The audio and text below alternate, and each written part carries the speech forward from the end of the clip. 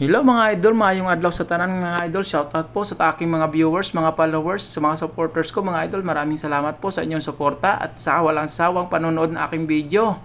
May dalawang pirasong tilapia po akong binili pala mga lodi, tapos pinalinis ko na, tapos pinahati ko na kay ate. So una-una natin gagawin nito mga lodi, maglalagay tayo ng mantika, tapos papainitin lang natin yan mga lodi. Tapos pag siya mainit na at saka kumukulo-kulo na, lalagay na natin tong isda para ito po ang sikreto mga lodi, para hindi po dumikit pag nilagay na natin yung isda, hindi po siya didikit pag piniprito natin. So yan mga lodi, 4 na piraso po yan, 4 na putol kasi 2 piraso isda lang po yan mga lodi. At siyempre mga lodi, mayroon tayo ditong mga idol, hindi lang saging nga saba ang aton iluluto mga idol, may harap man tanga talong, tapos ang isda ko mga idol, kulay brown na yung kabila mga idol, tapos ginbaliktad ko na siya mga idol para maluto man ang kabila mga idol. So ayan mga idol, malapit na po yan maluto lahat mga idol. So hintayin lang natin ng ilang minuto mga idol, tapos yun na yun.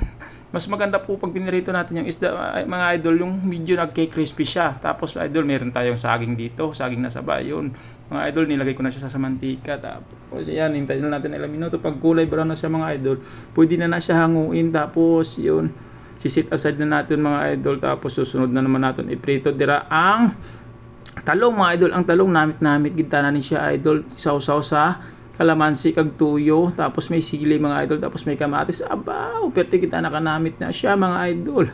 So namin kita na pang almusal mga idol, pang ulam natin para sa pang umagahan. Tapos mga idol, may haraman na kamatis dire, gin-slice ko na siya mga idol. Tapos ginlagay ko na siya sa mangkok. Tapos may kalamansi mga idol. Perte kita na niya kanamit mga idol. Ayun, tapos piga ko na ang kalamansi mga idol. Sili mga idol, siyempre mga idol, hindi ko na nilagyan ng sili kasi nakain yung anak kong maliit eh. Kawawa naman po siya mga idol. Siyempre mga idol, lalagyan din natin ng sibuyas para medyo bumalance yung lasa mga idol. Sa ara na mga idol, nahiwa ko na, ginlagay ko na siya. Tapos siyempre mga idol, hindi natin kalimutan ang tuyo mga lodi yan. Napakanamit. Tapos siyempre mga idol, lagyan natin ng konting paminta. Yan mga idol. So mga idol, ready na ang ating sausawan. So mga idol, nagkuha na ko direct isa ka paksi ka isda mga idol, tapos isa kabilog na talong, tapos mga idol, ginsusaw ko na sa sausawan, tapos mga idol, ibutangan ko kanon nga gamay, tapos subo ko na siya mga idol. Grabe kita nakanamit yan mga idol. Grabe, namit na itin mga idol. Shoutout sa inyo mga idol, I love you.